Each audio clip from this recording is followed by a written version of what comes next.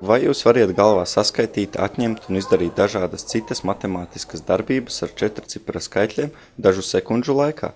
Ventspilī centra sākuma skolā mācās skolēni, kuri to prot. Pirmās vietas ieguvējs ātrrēķināšanas sacensībās ir Edgars Borherts.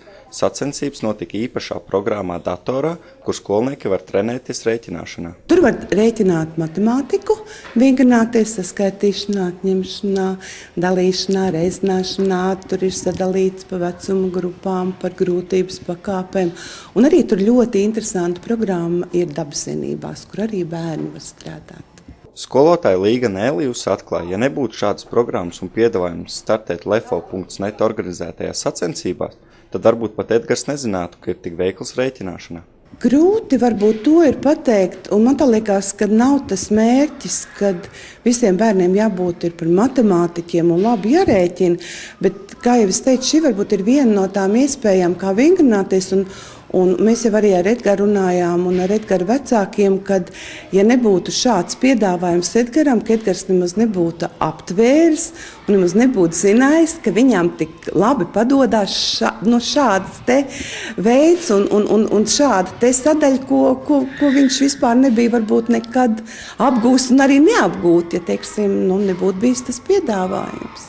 Visi 4 skolnieki, kuri sacensībās tik finālā atzīst, lai arī daudziem klases biedriem mīļākā stunda skolā ir sports un arī pēc stundām paši ir lieli sportisti, viņiem tomēr tuvāk ir matemātika. Un visi ir viensprāts, ka rēķināt viņiem patīk un patiks arī turpmāk.